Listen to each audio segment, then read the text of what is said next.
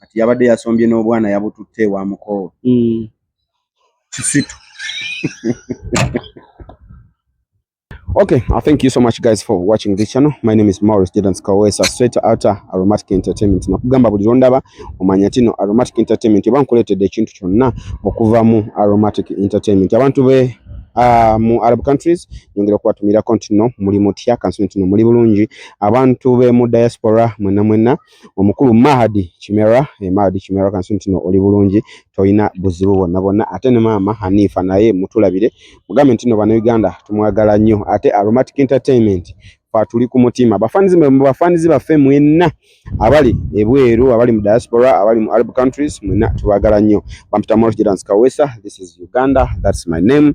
And nakola lero katulabe gamba mama gamba senga gamba jajja gamba tata nti the fine boy from Aromatic Entertainment Maurice Jordan Kawesa atuse ku channel ey'amazima, ku channel ey'akabi, ku channel ey'amaanyi gye bayita Maurice Jordan K Media.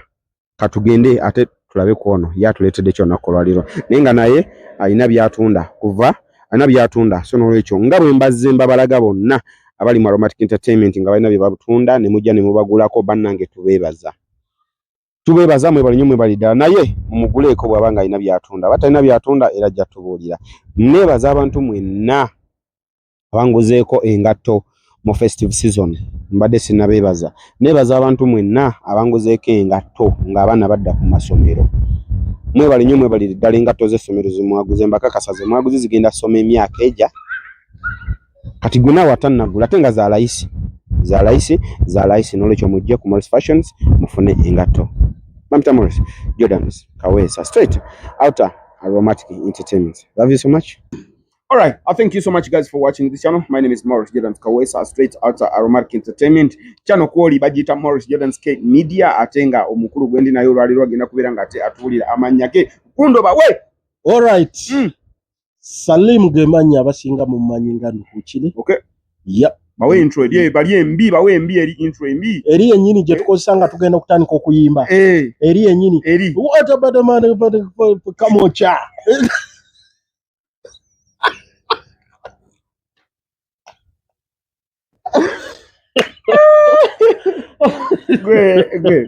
Gwe kati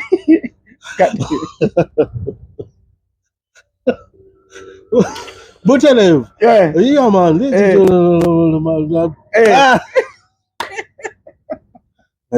Ne asajja bakikola batya ebigambo babijjawe bayina ngalijja babivuruga paka ku lasti Butelev nze kanjogere mu kyebintegeera.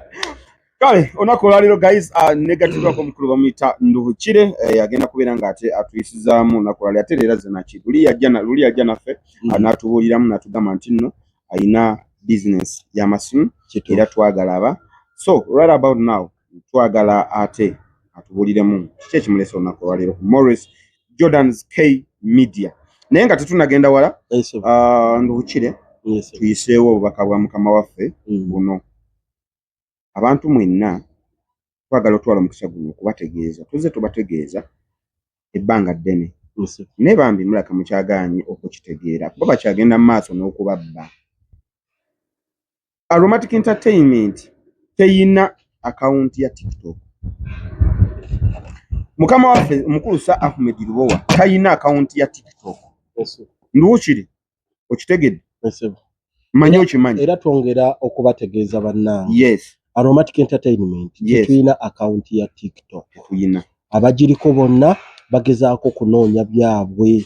Bagezaako kuyiya mbeera. Yes. Ekyamazima ffe ku TikTok tetuliyo.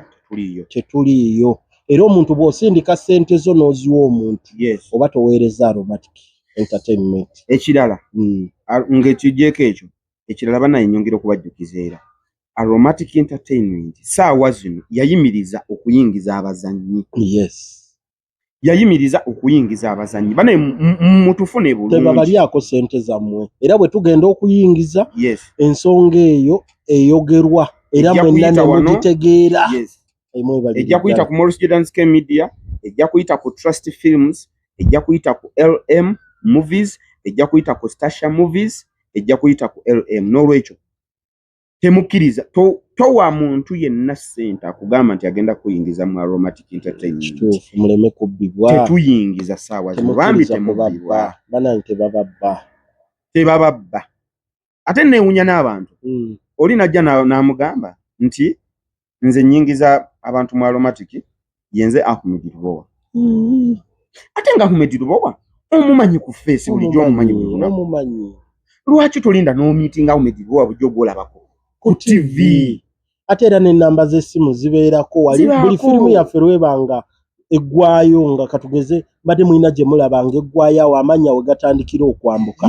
Wansi kuliko ennamba za Aromatic Entertainment. Butereevu. Muleme kubbibwa. Bambi temubbibwa. Bambi tebababba. Bambi temubbibwa. Ekisooka Aromatic teyingiza muntu yenna bambi. Teyingiza muntu yenna. Akadde kano. Era Aromatic webe eyingiza omuntu yenna tujja babuulira. Inshallah. Auditions bulijjo muzimanyi we tuzikolera ku Central News Gardens wali Salama Road. Weka we tuyingiriza. Awo nga tonatuuke wa mitanda oba ku Luzi. We tuyingiriza. Nga tuvudde ku nsonga eyo taata we yanjule otubuulire n'ekyomanyi. Amanya Salim. Basinga mumanyirya Nduhukire. Omulundi guno mbadde ngenda kugamba ate Salimu yaliwa. Salim nze manyi Nduhukire. Bawahafi. Bawahafi. Naye Salim lwaki ndyongerako Nduhukire omuntu asobole okujjayo ekifaananyi ekituufu. Fenna abasinga kye tumanyi nti omusajja ono yandeese eki. Omulundi guno tuleese mirimu. Bantu bangi mutuwagidde mwebale nnyo mwebalire ddala mirimu. Nange naffe ke kaseera kano nze nga Nduhukire mbatuuseeko emirimu gino musobole okuba nti nammwe mwekolera kasente. Tuleesere emirimu Nduhukire. Baleetedde emirimu. Mashallah. Mukama Katonda yeebale. Manyi Nduhukire nga tonagenda wala. Emirimu ensangi zino mizibu ddala. Mizibu. Tegirabika. Ate era wegiri era obukwakkulizo bungi. Nina interview gye nabadde ndaba yabadde ya mukyala Namyalo. Zubeda yabadde mu interview. Nagamba ye yali yakoowa okuyingira ofiisi ezinga asaba emirimu. Nga buli waayingira okusaba emirimu nga bamutega ekibatu. Naye yalina bwe yakyogedde yayogedde ekibatu. Oli omukazi namutidde yakikubyawo bwappa. Neera nga bw'omanyi nti buli ewaba obuzibu Mukama ateekawo obwangu. Ate n'embeera y'ensi abantu twawukana mu mbeera ze tuwangaaliramu. Kati bw'ogenda mu mbeera zaffe ez'abannabitone, ffe bannabitone ndowooza ngiyita oba feva. Mukama yatuteekako feva nti ffe twanguyirwa nnyo okufuna emirimu ng'ate tebataddeeko bukwakkulizo. Kati emirimu gye nnina egyange gye mbaleetedde si gya bukwakkulizo newankubadde obukwakkulizo bwo gye buli. Naye mwenna abanayitira Nduhukire wano waayitidde kweno platform ya Morris Jordan's K Media. Morris Jordan's K Media. Morris Jordan's K Media. Mwenna abagenda okuyitira wano mbakakasa nja kubabeererawo era temugenda kufunamu jiji lyonna oba kutataaganyizibwa kwonna. Mirimu ki gy'otuleetedde mukama wange? Twetaaga abaana abagenda okukola omulimu gw'obwakitunzi. Omulimu munene. Twetaaga abaana nga nze gwekola nange ndi maketiya. Nga bwe mbagambye nti ffe bannabitone Mukama yatuteekako feva. Twanguyirwa nnyo embeera. Nze ne bwe ngenda mu ofiisi nga yeetaaga bitabo, yeetaaga zi degree PhD what. Ne kasita awulira nti munnabitone ffe batuyisaawo buyisa. N'eki kirwaki? Katonda alina engeri gye yatuteekako amafuta. Nga bwe yatuwa obuyiiya. Era yatuyiwako amafuta. N'atugondeza abantu. Mashallah. Twebaza Mukama Katonda, twebaza Mama Maria, twebaza Tata Yosefu. Sigenda kubalwisa. Twetaaga abaana abasobola okukola. Naddala nga muli wano mu Kampala n'ebitundu ebiriraanyeewo nga si wala nnyo naye nga mujja kusobola okujja mu Kampala butereevu. Tugenda kukolera kampani nga nnene. Kampani bagiyita FlexPay. Mobile money. mobile money era gwe bulowulira ekigambo FlexPay manya nti mobile money ng'endala osobola okusavinga sente osobola okusindikira omuntu wo sente osobola okugyayo sente osobola byonna ebikwatagana ku mobile money gwe manya kyemugenda okutunda bakiyise mobile money. Kati nze omukozi basically mba nkola ki singa mba njagala okujja obbajo yinga mba nkola ki wenna ajja okola naffe aba FlexPay emirimu gy'ogenda okukola gya kugenda mu field kusomesa abantu FlexPay kyeki n'okubabuulira birungi ki ebiri mu FlexPay ate nga mugenda kuba musasulwa. Kampani gaggadde yeri under FlexPay. Kampani ojja gimanya otuuse gwe wenna ayagala okukola kubanga kampani eyo teyisibwa ku mpewo era gwe Morris bukyanga obaawo sikumanyi nti oba olina akalango ke wali owuliddeko eyo kampani gye nkugamba egenda ereese FlexPay nti wali olinawo wali ogiwulidde ng'eranga era sigiwulidde naye ku luno ng'oyise mundu hukiri ne Morris Jordan's Media tugenda kubawa emirimu era mbakakasa ngenda kubayimiririrawo ngenda kubeera wamu nammwe tube nga tusobola okubatuusa mu kampani eyo ebawa emirimu.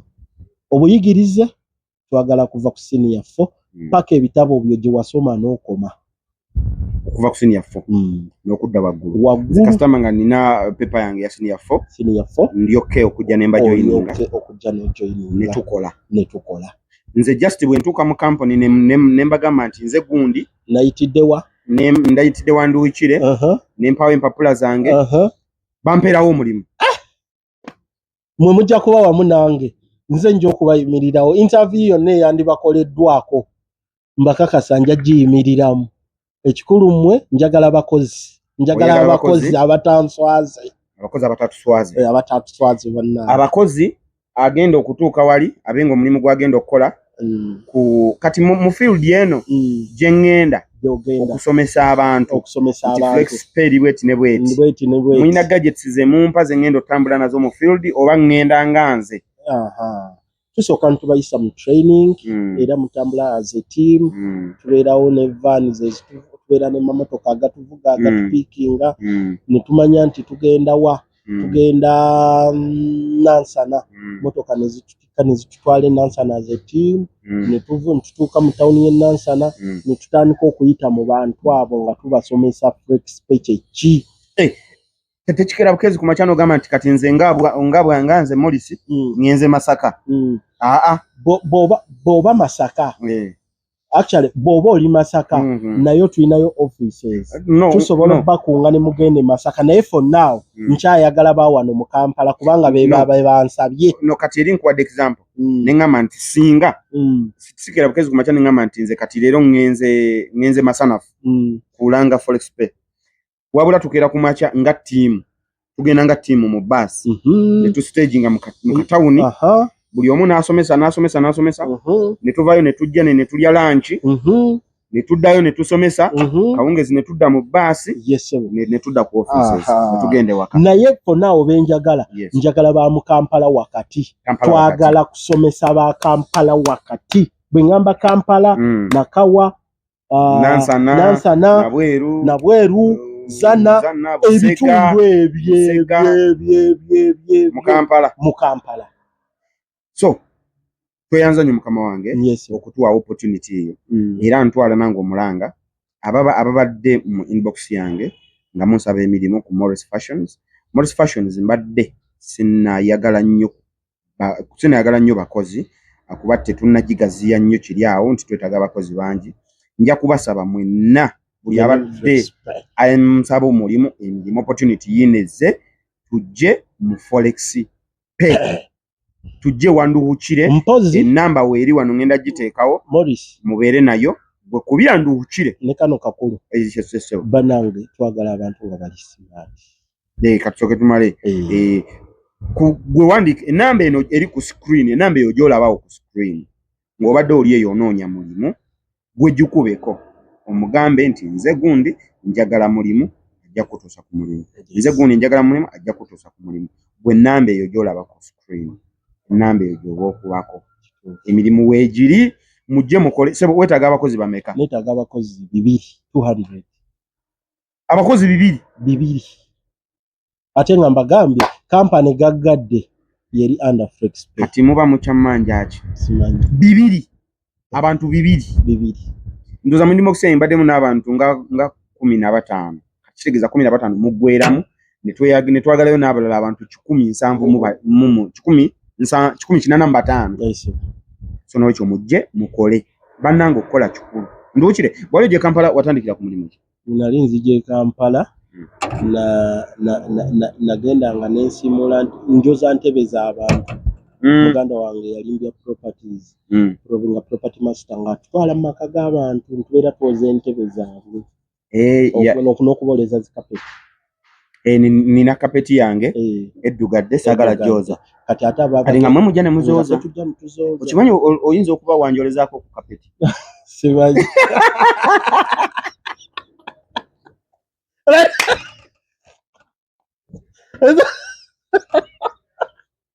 Nizo kuba na polisi. Nuchi okimanyi akawanjolezaako ku kapeti. Nalioza kapeti. N'entebe zange olakakuwa zooza. Nange buli omwayi naje. Ne wali tomanyi ebiseera ebyo. Nali simanyi. Ate nali mubede, nali mubi.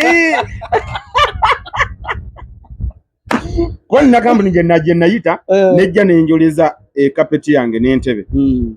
Naye nalabako omusajja era neka nkwetegereze nduyiro lako kimanyi olabika yeggwe.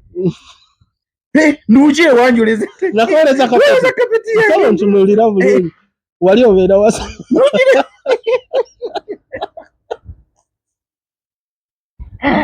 Nduuki ewanjoleza kapeti ebyaddala. Nakoleza kapeti. Neba nemulaba ensisinkano bannaye ensu. Okimanyi ensi nfunda. Banna omusajja namwoza. Kale wenna kuyitira okwoza kapeti yange tewali bwoti. Ne kati ate nze ngenda okusasula. Kale gogeno sasula nze. Nenga nanga abagala okukola mujje tukole mujje tukole ekirungi ffe bwe tubalangira emirimu teweeraliikirirayo nnyo kuteekako mbeera okulizo bisinga byonna tujja babeererawo kuba nammwe emirimu gyaffe tulanga mukulu gyalanze temweraliikirira ye by the way mwagala baana benkana batya emyaka twagala siniya feera abakoze siniyafa paka lwokowe ebitabo bye anti nyinza okubanga ndi mukadde nina emyaka nga 5 naye nga nange sina kyakulya nalyagadde okujja omulimu gwe tugenda mu gwa field kasita obanga osobola okunnyonnyola kitunzi teyeetya kitunzi teyeetya kitunzi teyeekonoma kitunzi teyeemoola kitunzi olina okwogera n'omuntu ng'omutunuulidde bwoti by the way ekyebitabo nga tukitadde n'ebbali omuntu nga tosobola kwogera na muntu ng'omutunuulidde bwoti manya nti nno olwakitunzi oba okyabubulamu kitunzi ye muntu ateetya obeera free kitunzi ye muntu ateeganya bagambye genda onnyonnyola abantu bano bwe bati ne bwe bati tuukawo babuuzeeko bannyonnyole kasita obanga osobola okunnyonnyola nsiina buzibu naawe tujja kutambula wamu era nja kukubeererawo mugenda kufuna emirimu mugenda kukola mujja kufuna ssente tosobola kufuna mulimu guddako ng'oli waka era obaako w'oyitira munno n'akuyamba okujja ate n'onoonya ekyo ky'owandikoze eki kyewandigenzeemu so obeera eyo diguli yo girina weebase tolina w'otandikira jangu tugende mu field tuyiribe fenno twaguganda waza omulimu twakufuula kuyiriba okuyiriba ebitabo byonna osooka n'obizza ebbali n'omanya abantu baagala ki bengenzeemu nfunye omukisa muganda wange ambonyaabonya talina mulimu asiiba wa mukoowe kati yabadde yasombye n'obwana yabututte wa mukoowe kisitu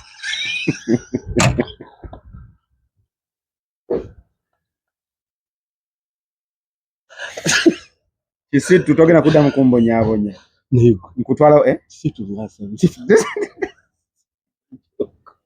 kati yansanyudde kati kisitu yansanyudde jjo kyobe yamugobye kati kyobe mukumugoba kyansanyudde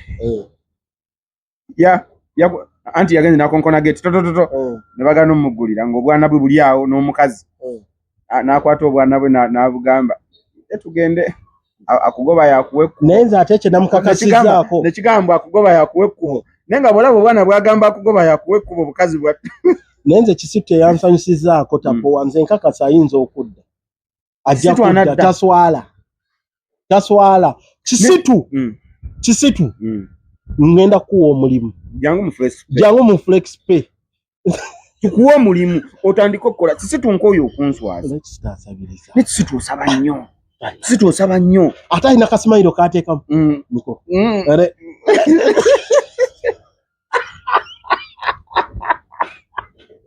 sajja alisabiriza Kisitu noonyeza emirimu gibadde giyimbuza egy'okuwa ogenda mu flex pay jangu mu flex pay tukuwa omulimu otandika okukola ove ewaakyo olwo lulimirimi olukonvinsinga olwo lwe twagala ajje mu bantu annyonnyola abantu omusasuza Kisitu jangu mu flex pay kyagenda wamuko waakyo ne kimubuuzaako eradde muko ne kimugamba kati kyali kisabyeyo emirundi mingi nga bakiwa kati kuno nekifunamu kati mbo nekifunamu ensonyi kati nekitambula ng'ekigenda nga bonootambula ng'ogenda naye ng'obadde osubira bagenda kuwaayo naye nga tebakuwadde kati ng'ogenda otunula emabega olaba baakuyita kati bwe kyatuuka eri n'atakiyita nekikoma nekigaa mmanyi onompita naye ko kyobe nga nkuyita ate nkuyitira kolowooza ate omwana olubuto terwazimba omwana yazimbye olubuto simanyi okimanyi abaana abateekako n'endwadde ze batalina ne bannange Mukama atutaase naye omuntu ng'osabiriza otyo emirimu weegiri naye Kisitu tugenda kuwa omulimu ne Kisitu aswaza alina engeri gy'aba yeegira omanyi omuntu nga olaba ali mu byakufera akati bayinawo okwetunuza okwo kitunzi teyeetunuza oba n'omuntu mutunuulire direct vote mutunuulire vote munnyonnyole flex pay mobile money omuntu asobola okugyayo ssente asobola okusindikira omuntu tuyina ze tuyita merchant code omuntu osobola ogenda mu zi supermarkets hotels n'obannyonnyola nti merchant code eno ekola bweti bw'oba ozza okusasula teweetaaga cash ssente zo bwe ziba ku mobile money any mobile money osobola okusasula ssente ne zigenda butereevu owooli olina akuwa kyakuwa n'oli nakkiriza n'omuwa merchant code ng'oli free oli straight gwe bayita kitunzi ebyensasula biyimiridde bitya ebyensasula